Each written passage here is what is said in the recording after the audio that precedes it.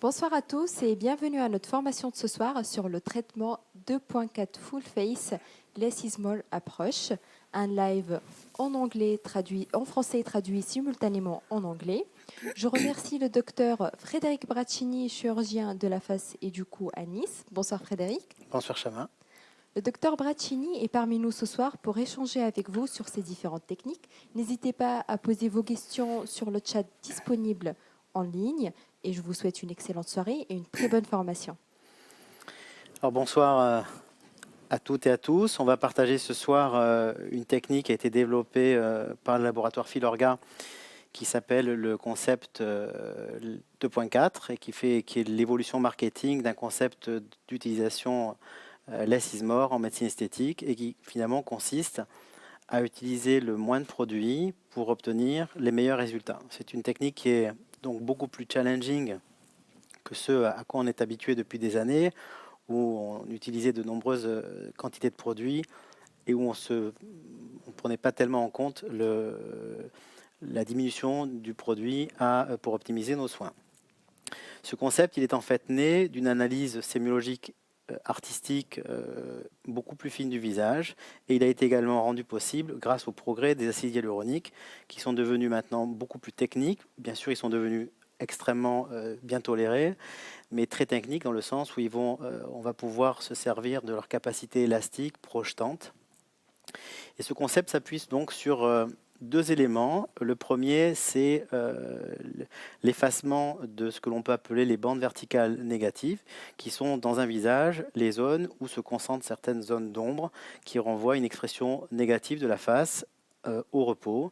Ces zones sont la partie haute du cerne, comme vous pouvez le voir sur la sculpture. Vous voyez donc cette bande paramédiane qui va finalement effacer ces zones verticales négatives. On a la partie supérieure du cerne qui fait un petit triangle ombré. Vous avez la partie haute du sillon nasogénien que l'on va mettre en évidence et on voit cette zone un petit peu d'ombre maximale.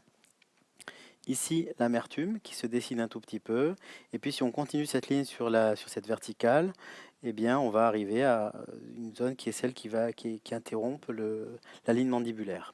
Donc, si on dépose très peu de produits de façon très spécifique, un peu de façon chirurgicale, peu de produits, le bon produit, au bon niveau, eh bien, on va rapidement retrouver, effacer ces ombres et retrouver un petit peu de luminosité sur la face. Le deuxième élément sur un visage qui est important, si on efface les zones, c'est la restauration des volumes et la captation lumineuse que l'on va pouvoir restaurer sur une face. Cette analyse provient finalement des techniques de maquillage qui savent mettre en lumière certaines parties du visage et en camoufler d'autres, comme on l'a vu précédemment. Et concernant la mise en lumière de ces régions, eh bien, c'est en fait de savoir déposer peu de produits sur des supports profonds, solides, qui vont tout de suite permettre de recevoir l'acide hyaluronique et de lui donner une amplification, une ampliation suffisante pour retrouver la lumière. Alors ces zones lumineuses, il y en a plusieurs sur une face et puis elles peuvent s'adapter à chaque patient, mais c'est volontiers la partie médiofaciale, c'est la partie latérale, zygomatomalaire, qui va en plus permettre, en plus de la restauration lumineuse, redonner une forme un peu plus triangulaire à la face, plus féminine. Et quand on a les processus de vieillissement qui se mettent en place, très souvent, le visage devient un petit peu plus carré. Donc la restauration de ces points latéraux est également intéressante sur le plan de la forme du visage. On a également des points lumineux qui peuvent être répartis différemment. Sur la face, ça peut être la queue de sourcil, ça peut être la pointe du nez, ça peut être également les crêtes filtrales, ça peut être des reliefs lumineux qui seront intéressants à rehausser. Alors ce soir, on a une patiente qui est une jolie patiente, qui est Karine, qui a 45 ans, mais qui n'est pas une patiente forcément très simple parce que on va utiliser dans le concept 2.4 uniquement 2 ampoules et donc on a un véritable challenge qui est notamment lié au fait qu'elle a des sillons nasogéniens assez marqués et qu'avec peu de produits, eh bien, il sera peut-être pas si simple d'arriver à restaurer un éclat et un remplissage global de sa face. Donc on va dessiner un petit peu cette patiente et on va utiliser donc 2.4, c'est-à-dire 2 ampoules de 1,2. Vous savez que dans les ampoules d'acide hyaluronique de Arfileur Universal et Arfileur Volume, on a 20% donc de plus que la plupart des autres seringues, donc ça nous fait 1,2. Et l'addition de ces 2 ampoules constitue la base du concept 2.4, qui est en fait un concept de réflexion de départ et qui peut évoluer. On n'est pas toujours bloqué et fermé à 2 ampoules. Mais on va essayer ce soir de vous montrer une procédure 2.4 et d'équilibrer toutes les zones de comblement. Donc on a plusieurs zones de traitement. On va voir. Docteur Braccini, Oui. avant de passer à la partie analyse de notre patiente, est-ce que vous pouvez nous décrire un peu plus ce protocole? Il est adapté à quel patient? Alors, Karine a 45 ans, donc il est adapté à des écarts d'âge, des échelles d'âge qui peuvent être parfois importantes. Ça peut commencer assez tôt, vers 20-25 ans, jusqu'à 60 ans, parce que souvent, quand on commence à vieillir, on a des signes de gravité qui font que c'est compliqué d'arriver à traiter un visage complet par 2 ampoules. Je dirais que l'indication idéale, elle est la patiente autour de 35 ans, 30-35 ans. Là, on est à 45, donc c'est un peu plus difficile, mais on a d'excellents résultats avec des patientes également plus âgées. Donc en fait, ça dépend beaucoup aussi de la morphologie des patients, de la structure osseuse, des volumes. De l'élasticité de la peau, éventuellement. Aussi, et puis de la manière dont sont marquées les zones à traiter. D'accord. Pour cette patiente, la difficulté viendra de la zone du sillon nasogénien qui risque d'être consommatrice de produits. D'accord. Mais les produits qu'on va utiliser sont quand même très intéressants. Vous allez voir qu'on devrait y arriver. Très bien. Donc, merci beaucoup, Dr Braccini. De rien, Chama. Donc sur cette ligne verticale, ici, donc paramédiane, on a ces régions. Donc l'amertume ici, l'ovale ici, qui sont des zones d'interruption entre le manteau et l'abat-joue. La partie haute du sillon nasogénien. Et vous voyez que le fait même et uniquement de dessiner en blanc ces régions nous permet de les effacer un petit peu. Le cerne est assez peu marqué. On devrait pouvoir arriver à le combler avec peu de produits. Les régions du cerne se fait avec l'universal et généralement on dépasse jamais 0.4 cc par cerne et on est souvent autour de 0.1, 0.2. Ensuite, on va essayer de restaurer une harmonie de projection de la pommette en comblant en bolus en profondeur dans la graisse profonde qu'on appelle le souffle, qui est adhérente à l'os, sur laquelle on peut faire un volume. Et puis dès qu'on va être plus superficiel, dans une graisse qui est plus mobile, plus dynamique, qu'on appelle le malar fat pat, qui bouge avec le sourire, avec les expressions, avec la dynamique faciale, et bien là on sera plus superficiel mais de façon plus homogène. Donc les bolus seront profonds et si on doit déposer en superficie, on sera plus homogène. Et enfin, sur la partie latérale ici, on essaiera de capter la lumière latéralement et puis de restaurer une ceinture zygomatomalaire plus harmonieuse et plus lumineuse.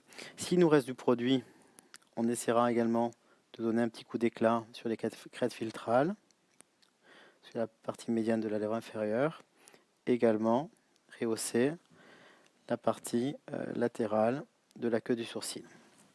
Tout cela sera bien entendu dépendant du traitement des premières zones qui sont celles qui nous intéressent le plus dans ce concept Less is More, qui sont la bande verticale négative pour enlever les ombres et puis la restauration des principaux volumes souhaités. Donc on a dans ce concept et pour ce soir 2 ampoules, une ampoule de Arfileur volume et une ampoule d'Arfileur universal. Les deux seringues de Arfileur sont des seringues avec des concentrations à 23 mg par millilitre d'acide hyaluronique. Et la différence qui va se faire entre ces deux produits, c'est la manière dont vont être assemblées les longues chaînes et les très longues chaînes de l'acide hyaluronique contenues dans la seringue. En fonction de la concentration de très longues chaînes, comme c'est le cas pour le volume, eh bien, on aura un effet volumétrique supérieur à celui de l'universal.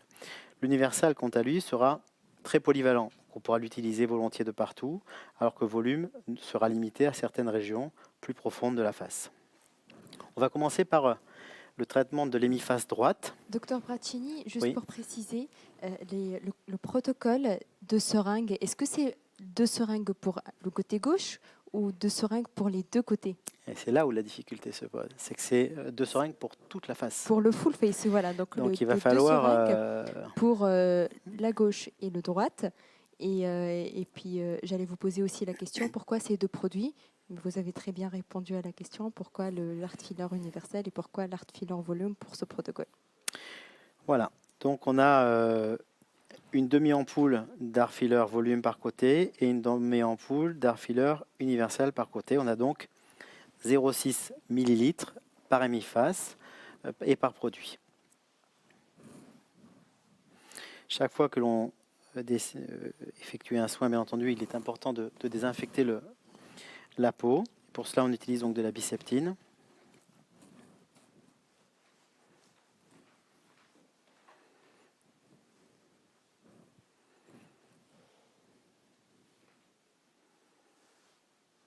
On a au préalable appliqué de la crème Emla, de la crème anesthésiante, sur le visage de Karine.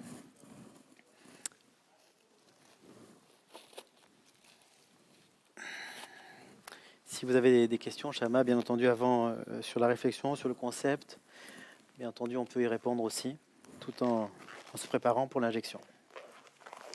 Bien sûr. La question, c'était plutôt concernant notre patiente. Est-ce qu'elle a déjà fait des injections avant ou si c'est sa première fois? Parce que c'est important aussi, elle a 45 ans.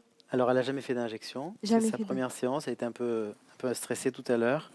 On a passé un petit peu de temps ensemble pour bien qu'elle comprenne l'objectif du soin et qu'on soit tous les deux en harmonie Bien ce sûr. soir avant de la traiter. Donc là, elle est sereine, elle connaît le nom des produits, elle connaît les zones qu'on va traiter, Très bien. elle connaît l'objectif, elle connaît aussi peut-être les limites d'aujourd'hui. Vous avez compris que c'était ici que ça se passait. Elle a aussi une asymétrie entre la gauche et la droite. Donc tout cela, c'est pris en compte dans notre réflexion à tous les deux tout à l'heure. Très bien. Et du coup, parlez-nous un peu de la symétrie. Quand il y a une asymétrie droite et gauche, vous commencez par quel côté? Peu importe, l'objectif étant de la symétriser au maximum, mais surtout de le diagnostiquer en amont pour pas que si on fait le traitement et qu'il garde une asymétrie après, on puisse la rattacher à la symétrie de traitement. D'accord. Et que c'est une asymétrie qui était déjà présente au préalable. Très bien. Mais la question de savoir s'il y a déjà eu des produits est essentielle. Merci beaucoup, Dr Brattini. Allez, on y va. On va donc commencer par un traitement à l'aiguille et au volume, avec le volume. Donc on a deux types de procédures possibles pour injecter l'acide hyaluronique. Les injecter à l'aiguille et les injecter à la canule. Il y a dans le visage des zones qui sont des zones plus safe que d'autres, plus sécures, d'autres plus à risque. Et le développement de cette médecine esthétique, l'utilisation considérable de l'acide hyaluronique dans le monde, fait apparaître, bien entendu, des effets secondaires et nécessite pour les praticiens des adaptations dans les indications, mais également dans la technique. Ce qui fait que dans toutes les zones où on aura un risque vasculaire de migration de produits, dans toutes ces zones à danger, lorsqu'on utilise une aiguille, il faudra effectuer une rétroaspiration du produit avec donc le retrait du piston. Quand on utilisera la canule, on préférera utiliser des canules de 25 gauche qui sont plus rigides et qui nous permettent de mieux diriger, de changer éventuellement de plan dans l'espace et de mieux déposer le produit. D'accord. Docteur Brattini, nous avons une question du live. C'est le docteur Didier Decamp qui pose la question. Oui. Est-ce que c'est l'aiguille ou la canule qui consomme le plus de produits? Alors, ça dépend. On va dire que ça dépend de deux choses. Ça dépend de la zone de traitement. Ça dépend essentiellement de la zone de traitement. Je vais prendre deux exemples. Normalement, l'aiguille consomme moins. De façon générale, puisqu'on est extrêmement précis, on va pouvoir, et vous allez faire une démonstration sur cette hémiphase droite, qu'avec peu de produits bien déposés, on va être précis et économe. Par contre, si on prend l'exemple de la tempe, de la région temporale, l'aiguille consommera beaucoup plus de produits parce qu'elle devra être injectée dans un autre plan de référence qui n'est pas le même. Donc, dans la tempe, on a deux techniques d'injection superficielle à la canule et profonde à l'aiguille. Le plus consommateur sera l'aiguille. Alors que sur des zones de traitement plus conventionnelles, le sillon, les pommettes, l'aiguille, le mid-face, l'aiguille peut être plus économe. Donc voilà, tout est question de zone pour l'essentiel. Très bien, merci beaucoup, Dr Brattini. Donc dans la zone de la pommette, on n'a pas de danger particulier et pas de risque embolique particulier. Donc on va demander à la patiente de sourire un petit peu, Donc on voit le positionnement, détendez-vous, le position et la projection de cette pommette naturelle. Et on va donc déposer, quand on utilise donc une seringue, on va se servir de ses deux mains et de tous ses doigts pour que la manière dont on injecte, la direction que l'on va prendre pour l'aiguille soit la plus précise et la plus stable possible. Il ne faut pas injecter avec une seule main tremblante, mais prendre le maximum d'appui qui vont permettre à notre injection d'être très précise, très sûre et très stable. Donc ici, on est dans une zone qui ne présente aucun danger. Et on va injecter donc, cet art filler volume. Je vais vous montrer les quantités. On va injecter 0,2 cc de art filler volume dans un plan graisseux, structurel, fixe, qui s'appelle le SOUF. L'injection est guidée, contrôlée par la main contralatérale, et on va descendre progressivement. Voilà. Et là, j'ai mis 0,2 cc, je vais aller jusqu'à 0,3 cc de mon produit. Docteur Brattini, nous avons des personnes qui viennent de nous rejoindre et qui posent la question. C'est le docteur Fort de Paris qui pose la question quel produit vous injectez et quel est le plan d'injection et les quantités? Alors j'ai injecté du produit art filler volume, 0,3 cc dans la pommette, dans un plan profond, en bolus, dans le SOUF. C'est un plan de graisse profonde qui est limité par 2 ligaments de la face, qui permet au produit de rester contenu dans cette zone. Ce n'est pas dans une zone qui est dynamique, ce n'est pas une graisse superficielle qui bouge avec le sourire. Et pour repérer cette zone, est-ce que vous faites des tests dynamiques à la patiente? On a fait sourire la patiente pour qu'elle me montre la projection supposée de sa pommette. Et vous voyez tout de suite qu'on a, avec 0,3 cc dans la pommette, un effet de captation lumineuse qui est déjà supérieur. Très bien. Alors on va continuer un petit peu sur la partie probablement la plus difficile, dans l'autre, voilà, qui est celle du sillon. Alors si on nasogénien, sur un plan technique, il faut essentiellement rester à la partie supérieure du sillon en évitant d'alourdir la lèvre vers la partie basse, parce qu'à ce moment-là, on aggraverait la tendance de la chute commissurale vers le bas et on aggraverait l'amertume. Donc quand on est amené à faire un sillon nasogénien, il faut se concentrer sur la partie haute en volume, et si on doit combler une petite ride superficielle, il faudra rester très superficiel en utilisant peu de produits. Donc et vous le voyez, on a cette zone triangulaire ici, qui est à peu près celle de la longueur de l'aiguille, qui est la zone intéressée par le traitement. En termes de danger anatomique, on a l'artère faciale qui croise la ligne mandibulaire, qui va monter, se projeter dans cette zone-là, et qui dans 30% des cas se trouve en dedans, dans 30% des cas se trouve en dehors du sillon, et dans 30% des cas croise le sillon. Son niveau de profondeur est également assez variable, et je recommande donc des injections assez superficielles dans l'hypoderme pour ne pas être dans une zone où cette artère serait susceptible d'être présente. On va utiliser l'aiguille.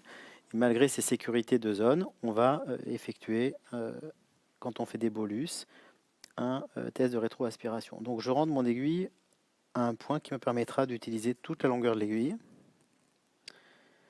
et de faire le lien entre la pommette et la lèvre supérieure. Donc je vais faire un test de rétroaspiration. Vous allez voir ma bulle apparaître dans la seringue. Voilà, des bulles qui apparaissent. Et on n'a donc pas de retour sanguin. Donc on peut faire notre petit bolus. Quand on a des sillons difficiles comme cela, les techniques linéaires rétrotraçantes seront moins performantes que si on fait des petits bolus, parce que le bolus va tout de suite donner une convexité à la région comblée. Et comme j'ai effectué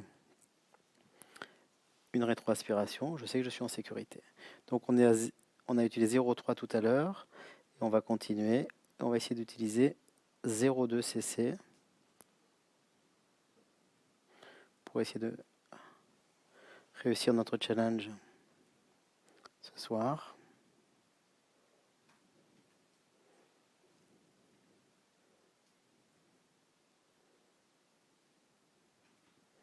Docteur Bratini, vous injectez en rétrotraçante? Oui, alors j'ai fait un petit bolus et après en rétrotraçant. D'accord, Donc le bolus permet d'avoir la sécurité sur la zone vasculaire et ensuite la technique rétrotraçante permet de déposer un petit peu.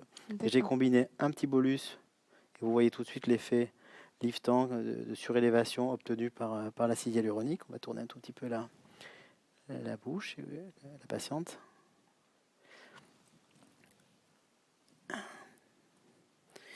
Alors, il va falloir que je réussisse mon challenge. Il me reste 0,1 cc pour utiliser la moitié de ma seringue et finir mon soin. Et je pense que je vais suivre mon plan de départ, c'est-à-dire de nous mettre un petit point latéral ici, qui a un petit effet liftant. Ici, et qui va restaurer un petit peu de triangulation. Là, on n'a pas de danger particulier.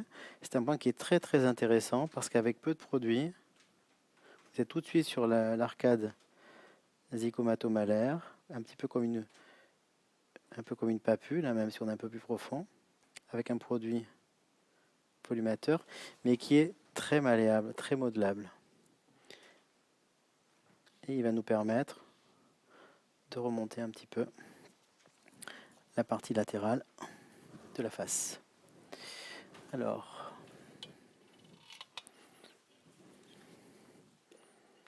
pour m'en préparer, si vous pouvez. Okay. Donc, on a utilisé 0,3 cc pour la pommette, 0,2 cc pour le sillon et 0,1 cc pour la région zygomato-malaire, pour ce petit cintre, et qui a un petit effet donc, de traction latérale, un petit effet liftant lié à l'acide hyaluronique. Donc là, uniquement 0,6 cc de produit. Alors on va laisser le heart filler volume pour maintenant se concentrer sur l'universal qui va nous permettre de traiter un petit peu l'amertume, peut-être un petit peu l'ovale et la région du cerne. On va voir si elle en a vraiment besoin ou si le seul fait d'avoir rempli le souffle nous a permis de combler un petit peu la région. Parce que le traitement du souffle avec le volume permet aussi de soulever souvent la paupière inférieure et de diminuer la nécessité de traitement du cerne.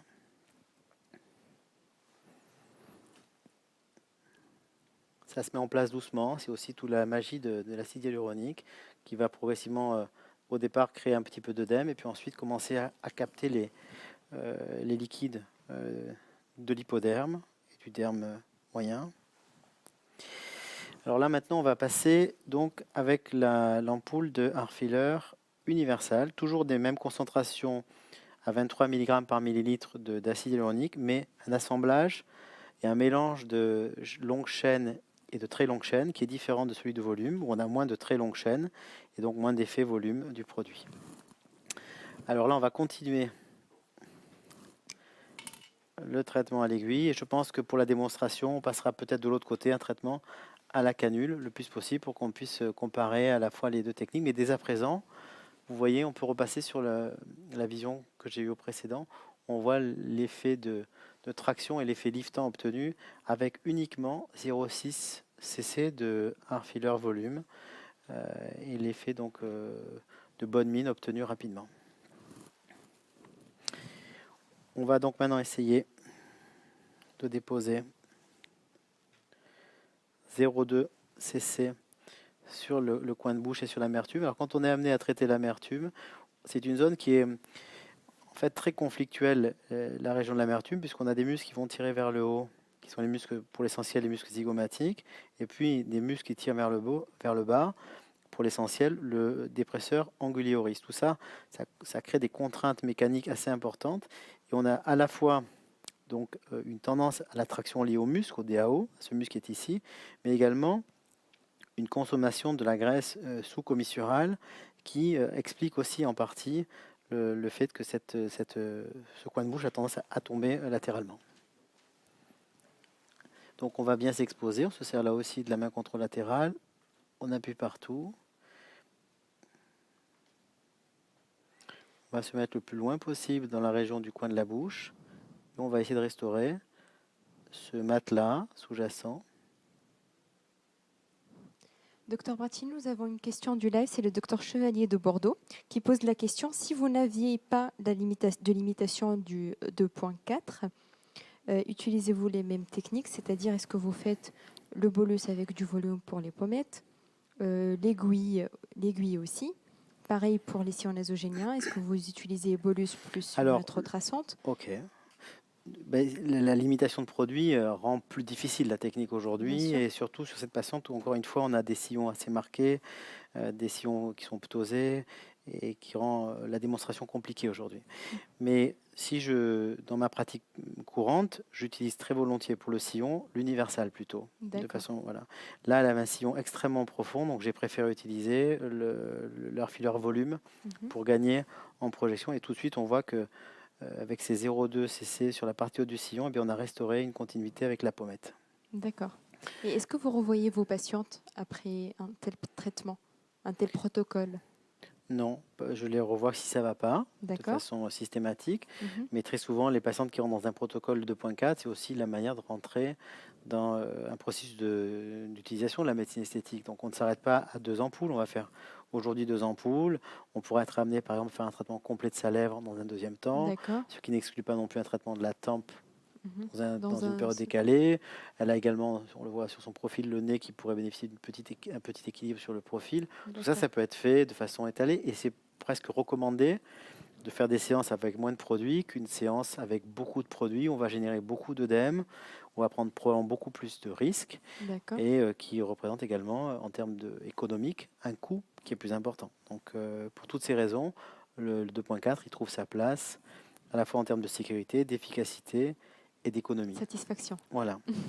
Merci beaucoup, docteur Bratini. Donc là, on a fait une petite injection comme convenu de 0,2 cc sur la partie sous-commissurale et commissurale. On va également traiter sa ligne mandibulaire, son ovale. Donc il faut essayer d'identifier la région où il y a le décroché le plus marqué. Et vous voyez que c'est cette petite région ici, entre la fin de la houppe du menton et l'abat-joue, juste en avant de notre ligament mandibulaire. Donc on met le doigt pour éviter que le produit bascule sous la ligne mandibulaire, ce qui serait inesthétique, et pour restaurer de façon virtuelle une nouvelle ligne mandibulaire et retarder par exemple l'heure d'un lifting.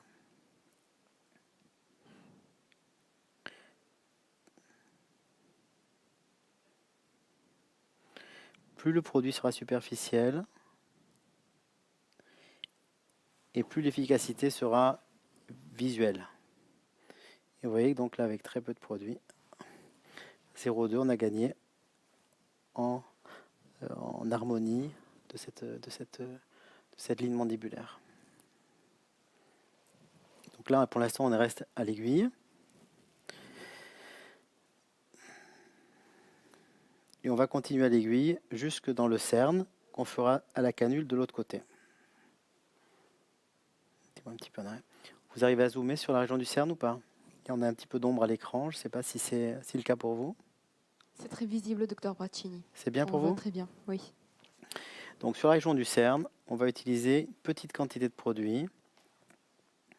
Ce cerne creux, ici un petit peu pigmenté, on va le surélever, on va lui donner un petit peu de matelas, pour lui redonner un petit peu de lumière. Et que l'on utilise la canule ou qu'on utilise l'aiguille, on reste dans l'axe du cerne et de la vallée des larmes, le plus loin possible.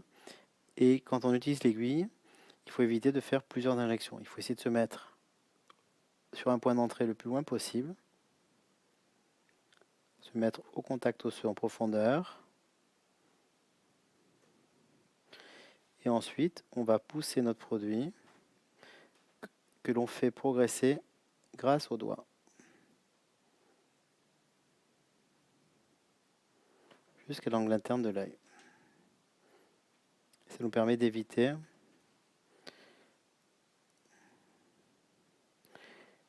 de blesser, voilà, vous voyez, les vaisseaux angulaires internes de l'œil. On y va très doucement. Là, j'ai utilisé 0,1.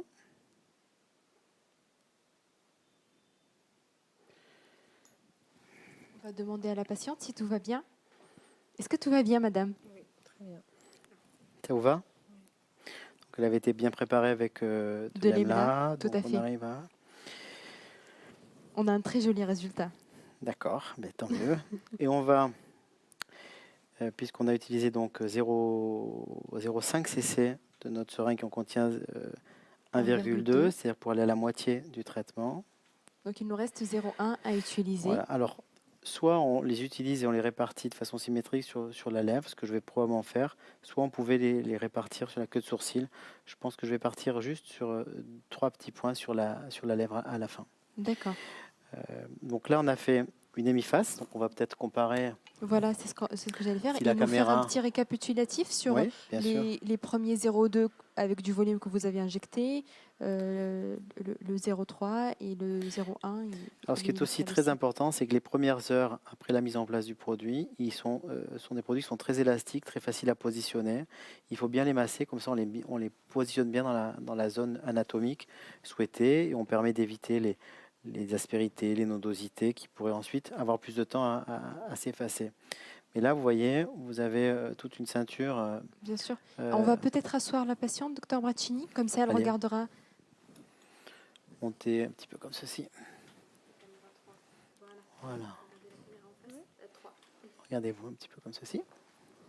Donc on a donc traité ici la partie de projection de sa pommette, donc avec notre volume, la partie au-dessus du sillon nasogénien, ici la partie latérale du malaire et du zygoma où on a déposé 0,1, donc 0,6 de produit de volumateur. Ensuite j'ai fait le cerne, un petit peu l'amertume, et vous voyez ici que la partie, même si son amertume n'était pas forcément le signe le plus négatif de sa face, on voit que la commissure gauche a tendance encore à descendre, la commissure droite est plus horizontale, et puis là aussi un petit peu de produit sur l'ovale. Excellent résultat. Voilà, alors on va continuer, j'ai passé donc côté gauche. Avec la canule. Et on va essayer de travailler la canule pour Très bien. que tout le monde soit, pour ceux qui, les utilisateurs de la canule et ceux de l'aiguille soient intéressés. Alors, on va travailler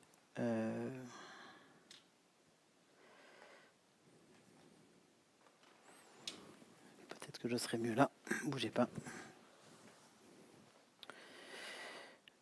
On va travailler en volume avec un point d'entrée qui va se situer ici. Alors les canules sont des canules donc de 25 gauges, assez longues pour pouvoir distribuer le produit sur toute la zone souhaitée. Et justement, tout l'intérêt de la canule, c'est de faire le bon choix du point d'entrée.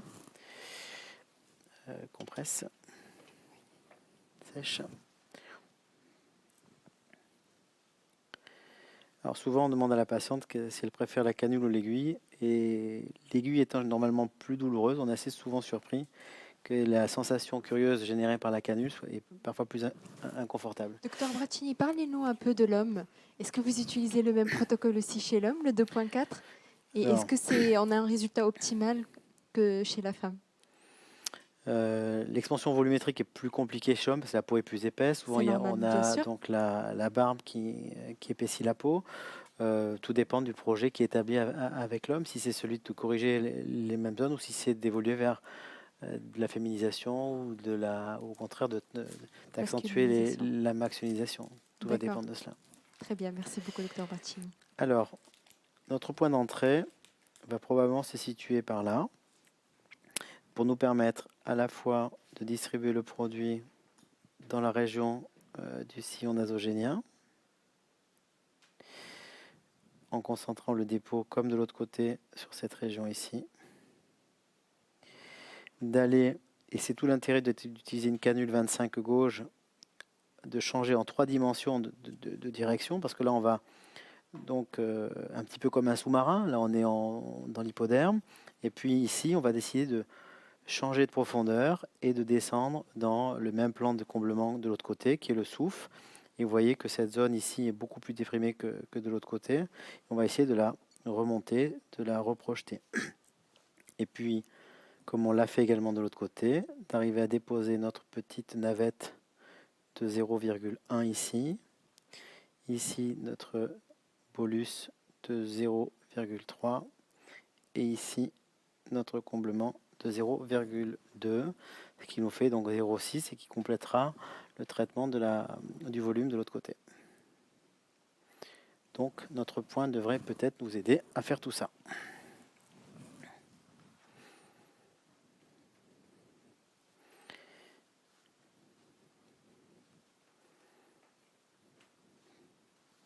La canule est prête.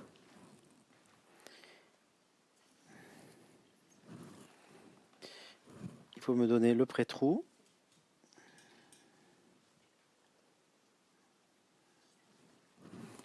Alors donnez-moi juste l'aiguille. Voilà. Donc on fait un pré-trou avec une aiguille 23. Quand on fait notre pré-trou, il faut, si on veut aider la procédure, le faire entrer dans le sens un petit peu des directions que l'on souhaite. Et puis on peut également tourner un petit peu l'aiguille pour rompre les attaches du derme. Donc là on vient de me donner, et je vérifie si c'est le cas, le heure filler volume. Il faut toujours être certain de la bonne congruence entre l'aiguille, la canule et la seringue. Et du fait de la longueur des canules, la pression exercée sur le piston pour l'extrusion du produit est plus forte. Donc il faut qu'il y ait une bonne sécurité sur la fixation. Donc là, le point d'entrée est ici. Souvent, on a un petit saignement qui se met en place et qui nous permet de le repérer. Là, ce n'est pas le cas, mais je le vois. On écarte bien les zones de pénétration de la canule avec tous les doigts pour que l'orifice soit le plus ouvert possible. Et au moins, on est certain de pouvoir rentrer à l'intérieur. Ensuite, comme on le prendrait avec une fléchette, on pénètre progressivement dans le plan souhaité. C'est parfois un petit peu inconfortable. Et on va donc là aussi jointer la zone de la pommette avec celle de la lèvre supérieure. Donc le plan de traitement, ça fait un peu mal, c'est d'utiliser, voilà, donc là on est à 0,6 exactement, et on va utiliser 0,2. La présence de lidocaïne va rapidement rendre plus confortable la procédure. Elle a un tout petit peu mal.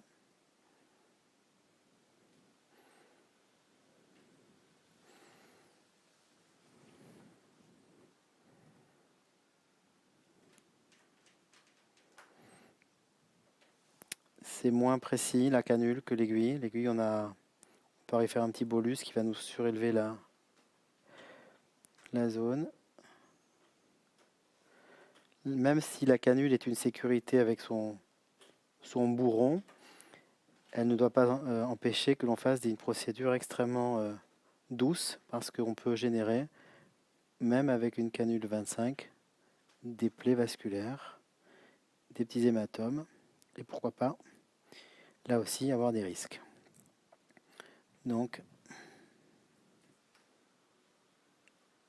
on dépose très progressivement le produit. Le sillon gauche était un petit peu plus marqué que le droit, donc peut-être qu'on va en mettre un tout petit peu plus, et un petit peu moins dans la pommette, on va voir. C'est aussi tout le charme de la médecine esthétique, c'est qu'elle nous permet de nous adapter à chaque patient, mais aussi par patient à chaque zone. Donc maintenant, on va changer de plan de comblement. Donc on va direction la pommette. Vous voyez que on sent le bout de la canule. Et on va se diriger, on va traverser les différents plans, la sous-peau, la graisse superficielle, les muscles qui sont sous la graisse superficielle, et ensuite se trouver en profondeur au niveau du souffle. Docteur Brattini, vous utilisez le même point d'entrée Sur toute la zone à traiter. Oui, D'accord. donc là,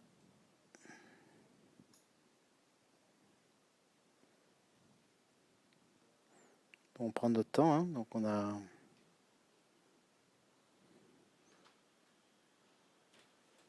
Ça va?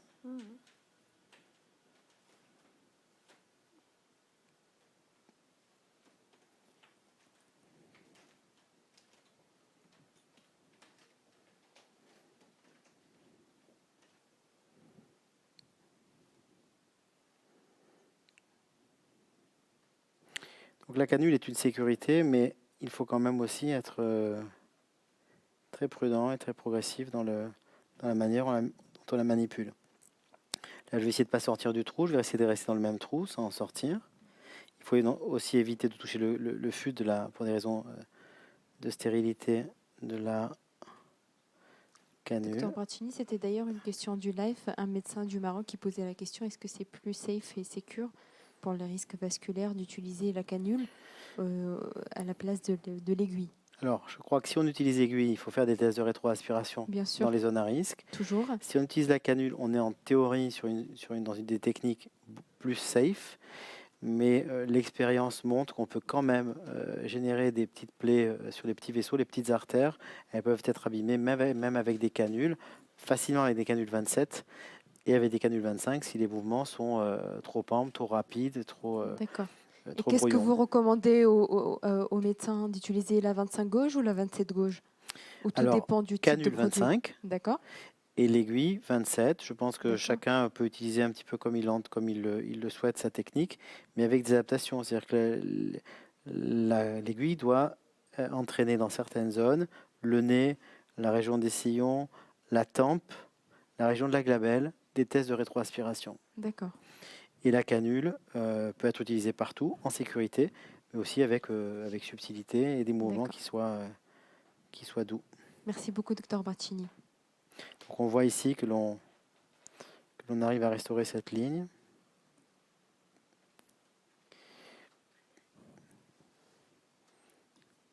Ok.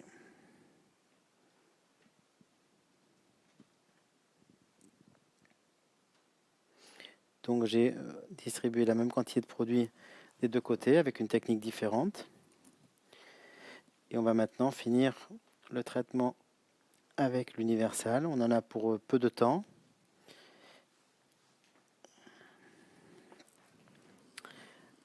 Alors là, on va peut-être continuer à travailler peut-être à l'aiguille.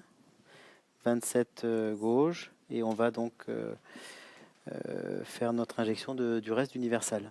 D'accord? Donc, on a utilisé 0,5 tout à l'heure. On va essayer de faire pareil. Donc pour vous, pour l'exposition, je vais rester de ce côté droit. Et je vais essayer d'inverser aussi là la tendance à descendre vers le bas de la commissure. Donc au lieu de rentrer par la partie latérale, je vais rentrer par la partie labiale. Voilà. Vous avez dans la boîte plusieurs aiguilles, donc vous pouvez les changer pour pas qu'elles s'émoussent. 5 minutes pour terminer. C'est ça? C'est plus ce qu'il nous en faut. Donc on va déposer notre produit. Voilà. On va ensuite faire notre ovale. Superficiellement, cet hypoderme. Et on va empêcher la diffusion du produit vers le bas, le canaliser dans le chenal que l'on souhaite combler. Voilà. Et comme on l'avait dessiné tout à l'heure, on va essayer de donner également quelques points lumineux. Bon, ça va.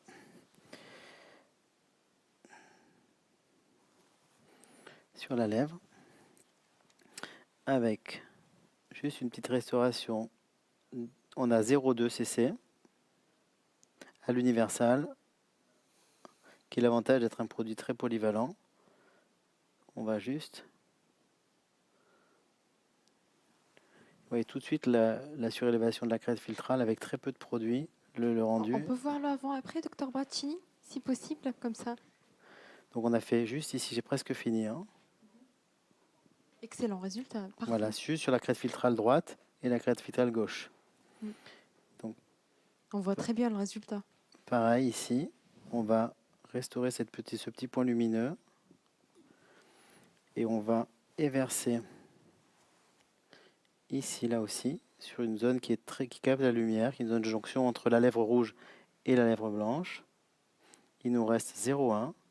Donc vraiment, on travaille sur des quantités réduites et des produits qui ont tout de suite un impact.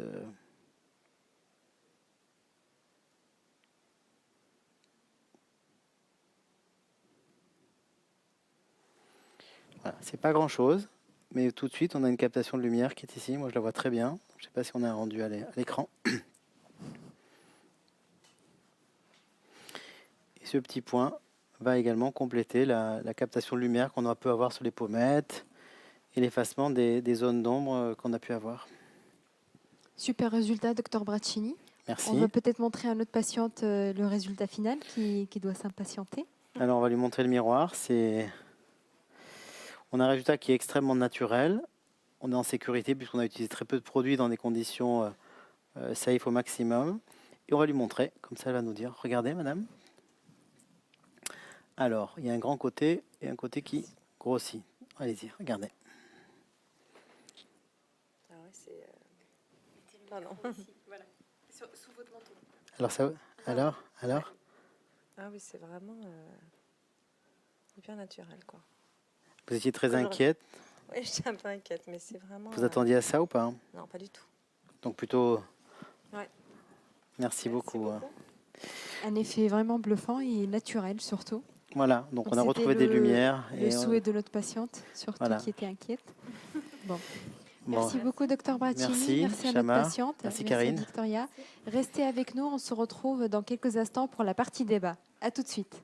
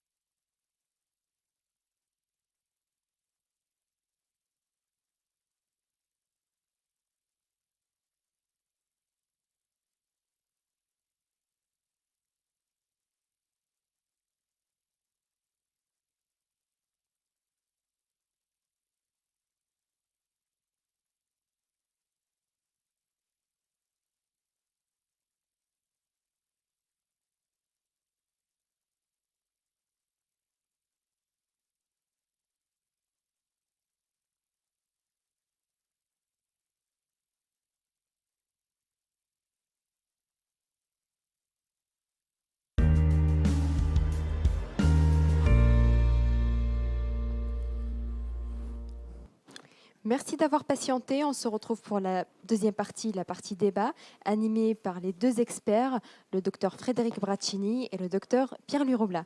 Bonsoir Pierre-Louis. Bonsoir Chama. Bonsoir Frédéric. Bonsoir Pierre-Louis. Très beau résultat. Écoute, tu avais un double challenge ce soir, c'était de choisir le maximum de zones à traiter. Donc c'est pas évident. Et après, en fonction de ces zones-là, savoir quelle quantité de produits tu pouvais utiliser. Comment t'es venue l'idée de ce concept 2.4 Less is more, qui a été marketé sous la forme d'un concept 2.4, il est venu de nécessité d'adapter nos procédures de soins à la médecine esthétique moderne, qui se veut extrêmement naturelle. La plupart des patients veulent des résultats qui ne se voient pas, mais qui soient suffisamment efficaces. Et c'est finalement d'arriver à trouver à quel endroit on va mettre le moins de produits pour avoir le plus de résultats, mais également en sécurité. Et puis ça répond à une évolution moderne, économique, où on va devoir être les meilleurs avec le moins possible de produits, et puis aussi être les plus sûrs au niveau de quantité, parce que plus on va injecter de produits, plus on prendra de risques de complications œdémateuses, emboliques, inflammatoires, infectieuses. Donc moins on utilise de seringues, bien entendu, moins le risque est important. Et quel conseil tu peux donner aux médecins pour la sélection de leurs patients? Est-ce que tu peux adapter ce concept à tous les patients? Alors c'est assez ludique comme concept, parce que quand on a un patient en face de soi, c'est d'arriver à raisonner, à être le plus performant possible, et donc à trouver les zones où il va falloir mettre le produit. Donc tous les patients ne répondent pas forcément à ces concepts de less is more, parce qu'on a des visages très lourds, où le traitement va... Des visages longs, maigres. Ce sera des zones où on va avoir des zones d'ombre qui apparaissent volontiers, en cerne, sur la partie haute du sillon, une amertume qui commence, et puis des supports osseux qui existent. Donc les pommettes, la partie zygomatomalaire, tout ça, c'est des zones qui vont tout de suite avoir un effet bluffant avec très peu de... par exemple, sur le zygoma, je ne sais pas si vous voyez sur la patiente, on a 0,1 cc par côté, ce qui est vraiment très peu. Et c'est aussi rendu possible grâce à l'élasticité, à la projection des produits d'aujourd'hui. Et là, au niveau du zygoma, tu as injecté en profond, au contact osseux? Au contact osseux, donc au contact osseux, avec une petite navette de 0,1 cc d'acide hyaluronique. On peut aller à 0,2, 0,3 quelquefois. Et on a tout de suite une remise en tension et puis une triangulation un petit peu du visage. Docteur Brat. À quel moment, quand un patient arrive à ta consultation, à quel moment tu décides de proposer ce concept 2.4? Est-ce que tu le proposes à tout le monde? Ou est-ce que dans ton analyse, c'est un début et après tu fais un plan de traitement? Le concept 2.4, c'est un concept minimaliste. Ça peut être 3 ampoules, 4 ampoules, mais ça veut dire d'essayer d'utiliser le moins possible de produits pour chaque patient pour un résultat. Des fois, ça pourrait être 3 ampoules, 4 ampoules. Et la discussion avec la patiente se fait aussi sur un mode de prix. C'est-à-dire que plus on va utiliser d'ampoules, plus la procédure sera chère. Et je préfère travailler au coût de l'ampoule pour la patiente, pour qu'elle ait pas de surprise, que plutôt lui donner des devis sur des quantités de produits qui sont parfois très très importantes d'emblée sur une seule séance. Docteur Braccini, tout à l'heure, on a bien précisé qu'on fait 2 seringues pour le full face, mais expliquez-nous un petit peu plus le concept du 2.4. Pourquoi 2.4? Alors 2.4, c'est parce que c'est la somme de 2 ampoules qui font 1.2. Donc 1.2 plus 1.2, ça fait 2.4. C'est la quantité d'acide hyaluronique contenue dans les ampoules d'un filler universal et dans les ampoules d'un filler volume. Voilà. Ce qui n'est pas le cas sur les autres acides hyaluroniques. Donc Non. là, le 2.4, c'est la quantité de produits que nous avons dans les seringues de Filorga. Et ce 0,2, il est parfois extrêmement déterminant. Quand Bien on sûr. prend par exemple le traitement des sillons nasogéniens et de la lèvre avec une ampoule de 1 millilitre, c'est parfois limité, alors que le 0,2 de plus va nous permettre de faire dans le deuxième temps, sans ouvrir une deuxième seringue, avec une seule seringue, les 2 sillons nasogéniens et une bouche. Donc ce 20% de plus contenu dans la seringue, il est très utile. Bien sûr, c'est ce qui était le cas chez notre patiente. D'ailleurs, on a complété le traitement avec des 0,2 qui Voilà, on a mis 0,2 cc sur la lèvre. On a déjà un effet sur sa lèvre. On peut la zoomer. Tout à fait. Elle est très, très belle. Est-ce que tes zones d'analyse, tes zones verticales, sont modifiables en fonction de ton analyse, ce sont des codes fixes comme Non. certains. Alors c'est aussi c'est de la cuisine un petit peu, ce less is more, ce 2.4, c'est qu'on va pouvoir pour certains patients, j'ai hésité tout à l'heure à lui rehausser la partie latérale du sourcil, donc on peut en mettre également sur la pointe du nez, donc on peut vraiment jouer de façon très variable selon les patientes, sur les zones à traiter. Non, on n'est pas fixé par des codes. Quelles sont tes zones prioritaires? C'est la patiente qui décide ce qui la dérange, et c'est toujours ce que je lui demande de m'exprimer, c'est quelle zone vous dérange. Parce que des fois, j'ai des choses qui me paraissent inesthétiques, mais qui ne posent pas de problème à la patiente. Même si on doit lui conseiller de façon globale un résultat pour l'esthétique du visage, des fois, les patients ils sont fixés sur une zone. Et si on n'y va pas, on va peut-être se tromper de chemin. D'accord. Ce concept, est-ce qu'il s'adresse à tous les médecins? Est-ce qu'un médecin débutant est capable de bien analyser un visage et de pouvoir faire ce concept-là, faire ces injections? Alors, il est intéressant aux patients aux praticiens expérimentés, aux praticiens débutants. Aux praticiens débutants, c'est intéressant de savoir qu'avec peu de produits, il va déjà avoir des résultats, qu'il n'est pas obligé d'utiliser beaucoup de seringues pour être performant. Et aux praticiens expérimentés, d'arriver à, pour chaque patient, trouver le schéma le plus précis pour un résultat optimal. Tu utilises ce concept depuis combien de temps? Alors on l'utilise environ 18 mois à peu près, mais il se développe de plus en plus, et dès que j'ai des patientes assez jeunes, tout de suite je le présente en tout cas, et de façon générale, j'essaie d'être le plus économe possible dans mes quantités de produits utilisés. Et si tu pouvais faire un 3.6, qu'est-ce que tu rajouterais ici? Chez elle, alors comme je l'ai dit tout à l'heure, je pense que j'aurais encore peut-être donné un peu plus de volume à sa lèvre, peut-être latéralement, j'aurais travaillé peut-être les tempes, peut-être le nez, parce qu'il y a une petite bosse, mais pas grand-chose de plus. Donc c'est vrai qu'une ampoule de plus, elle nous aurait permis de la remplir encore un peu. Tu aurais choisi quel produit? Alors pour faire un petit peu ces zones diverses, je pense que j'aurais choisi l'Universal. C'est le...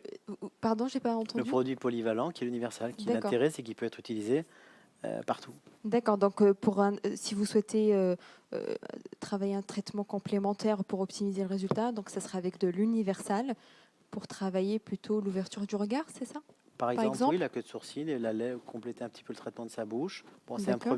premier contact avec la médecine esthétique qu'elle a. Donc souvent, les patientes qui ont un premier contact sont très effrayées sur le traitement de la bouche. Donc elle aussi, elle avait peur d'avoir une bouche trop gonflée. Donc ce que l'on a fait aujourd'hui avec 0,2 cc dans sa bouche, eh bien, c'est pas beaucoup, mais c'est déjà très visible. Tout à fait. Un excellent résultat. Est-ce que tu et le fine line, est-ce que tu le proposes Alors le fine line, quelquefois dans le 2.4? oui, il peut être. Alors c'est plus un 2.4, ce serait une ampoule de plus qu'on rajouterait par exemple. Ou alors il peut être associé à une autre aiguille. L'intérêt pour moi du fine line, il est essentiellement dans l'utilisation du concept du BioNutriLift ou BioNutriLips qu'a développé Filorga. C'est pour les traitements de surface de la sous-peau où on n'a pas besoin justement de ces contacts osseux comme c'est le cas dans le less is more. Donc c'est pour un remplissage plus surfacing. Donc plutôt Au niveau du sillon, du triangle du sillon, le volume, tu l'as placé à quelle profondeur?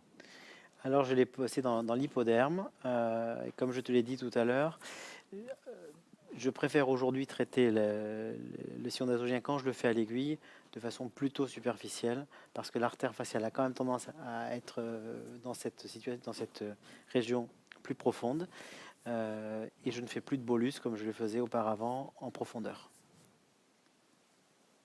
On va poser la question à notre patiente parce qu'elle a vécu ce soir l'expérience de l'aiguille et de la canule. Est-ce que vous avez trouvé ça douloureux ou est-ce que vous avez rien senti grâce à l'anesthésie locale? Alors l'anesthésie a beaucoup aidé, je pense. Si je dois préférer quelque chose, je crois que je préférais l'aiguille, même si c'était des petites pointes, versus la canule où l'idée que ça se balade sous la peau, voilà, est un peu plus dérangeant. C'est souvent le C'est pas une rendu, hein. sensation agréable. Ouais, c'est une sensation un peu curieuse sous la peau. Je pense que la canule est surtout intéressante, moins pour le paramètre algique, mais pour le paramètre de la sécurité embolique. D'accord. C'était très intéressant parce que ce soir, c'était un challenge, le 2.4, mais aussi un challenge aiguille versus canule pour avoir le même résultat à droite et gauche et un résultat waouh surtout. Est-ce que tu peux nous dire ce que représente en pourcentage dans ta patientèle le 2.4 ? En pourcentage ? Combien de patients à peu près Le concept, il est constant. C'est-à-dire d'utiliser le moins possible de produits. Mais combien de fois je fais que 2 ampoules à mes patients qui viennent pour des injections ? On va dire très souvent, peut-être 60%.